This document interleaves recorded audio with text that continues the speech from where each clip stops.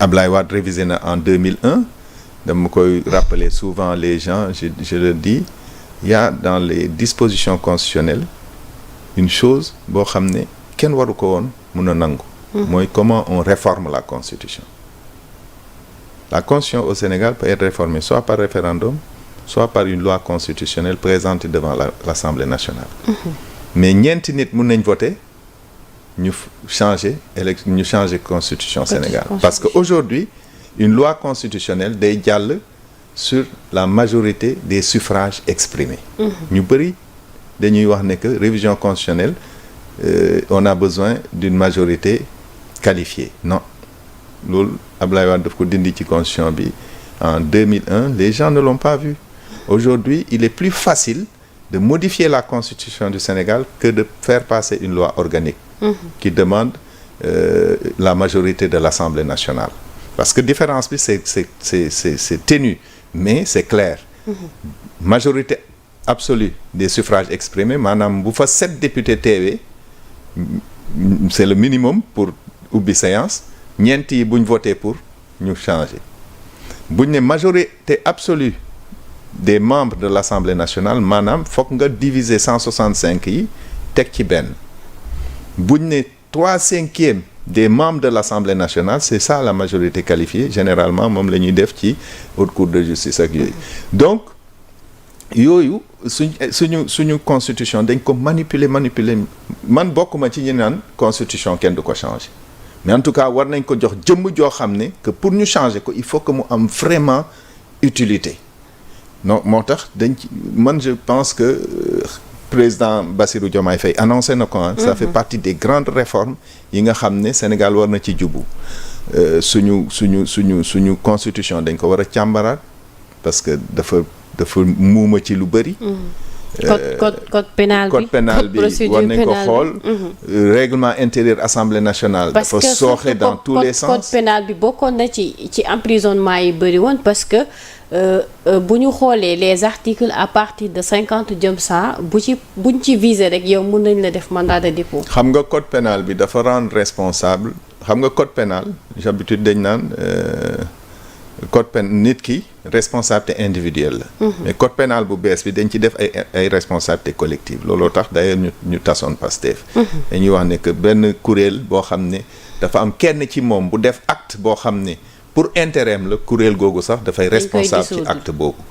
donc yooyu yëpp foog ñu xoolaat ko. mais dans la sérénité dans le calme warul nekk des points de discorde pour ñun warul nekk un problème politique dafa war a nekk un problème yoo xam ne. les différentes chapelles politiques dañ ciy penché wu pour l'intérêt du Sénégal. et mun nañ ci profité ci dialogue bi njëm. waaw en fait dialogue bi pour loolu la mais bon man je suis pas convaincu que dialogue bi dina jur loolu parce que il faut que ñu ramener d'abord la réconciliation. loolu mooy premier point bi. les Sénégalais ont besoin de comprendre que mënul am un Sénégalais de Pastef. un Sénégalais du PDS, un Sénégalais de l'APR. Il y a des Sénégalais. Nous sommes une seule et même nation. bu ñu neexee nag ñu bokk ci ay associations yu bokkul mais bu Sénégal taxawee dañu war a bàyyi association yooyu taxawal Sénégal. loolu tant que defuñu ko on ne se développera pas. Un pays ne peut pas se développer dans la désunion, dans les querelles, dans la haine. C'est pas parce que nit ki bokku leen position que nga war ko saaga. da ngay xool quand le premier ministre vient à l'Assemblée nationale au lieu que ñu am des débats riches des débats profonds sur les solutions économiques à apporter au Sénégal des débats sur les politiques publiques on a toujours des débats surtout parce que ñëpp a ngi xaar décollage économique du Sénégal loolu la ñu xaar les députés dañu waroon def des séances de questions au-delà des questions d'actualité, des séances de questions sur les politiques publiques. Dégg naa ne que le président Malick Ndiaye est en train de mettre en place un groupe de réflexion ou je sais pas comment ils ont appelé ça pour créer une véritable commission qui va évaluer les politiques publiques. c'est très bien, c'est important. Il faut que la commission éducation réfléchisse sur des thèmes. Le ministre de l'éducation, de l'enseignement supérieur a annoncé une grande réforme de l'éducation du Sénégal. Kan nga dégg mu ciy discuter? Personne n'en parle. Le président de la République était hier à Diamniadio pour lancer, pour faire la conférence sociale sur l'emploi et l'employabilité des jeunes. Ban Sénégalais moo ci intéressé wu. Doo ko gis ci réseaux sociaux yi, doo ko gis fenn.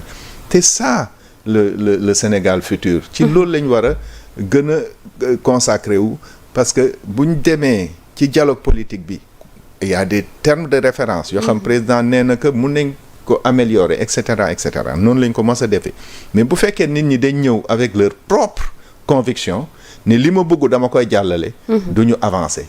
Quand on va dans un dialogue, on va la tête vide.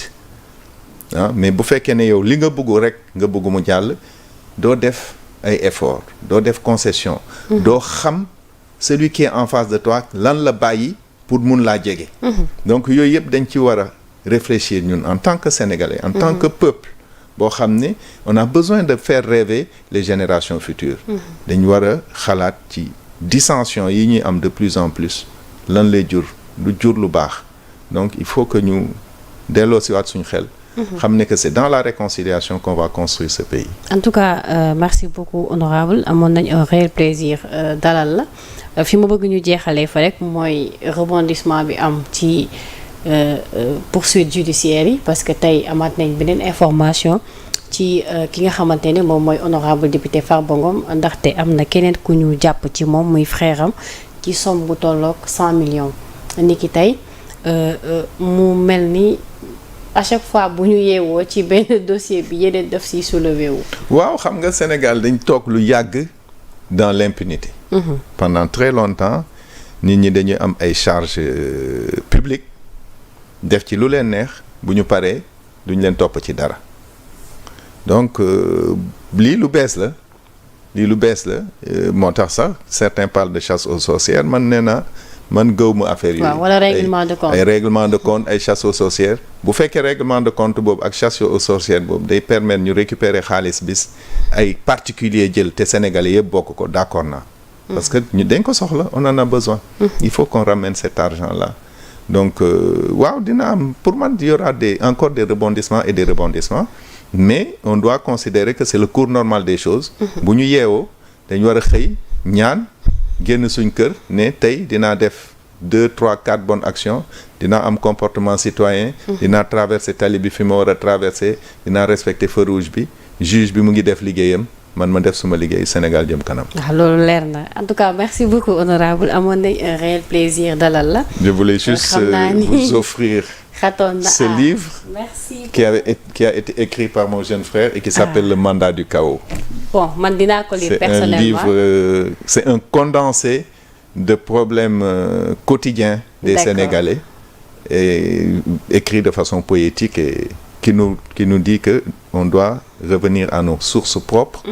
Le titre peut être trompeur, mais daf ñuy naan nañ dellu si ci suñuy sources propres pour mun a tabax Sénégal bu jëm kanam. En tout cas le mandat du chaos, merci beaucoup ci le fait que nga may ma livre bi vraiment, parce que man aussi damay lire tout le temps, mais dina permettre peut-être gars yi aussi su ma liiree ba pare ma joxe samay impression su ko defee ñoom aussi ñu dem lire ko. En tout cas merci beaucoup ci le fait que nga ñëw honorer invitation bi, c'était pas évident, xam naa ni xatoon na trop, mais en tout cas maa ngi la siy jaajëfal bu baax a baax, di la bàyyi nga tàggatoo ak internet ci ba prochaine fois incha allah. jërëjëf encore une fois la di leen féliciter ci travail pédagogique bi ngeen di def, parce que yombul bu fekkee ne bruit bi dafa bëri mu am quelques nit yu toog di leeral.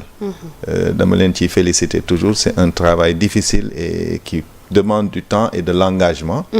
Parce que maa ngi la dégg sànq nga naan da ngay dem defi reportage suba port pour leeral askan wi sur certains aspects et cetera. Donc vraiment di wax ne que journalistes yi Sénégal c'est vraiment le 4e pouvoir. te bu leen ko négliger. C'est une du force sas la.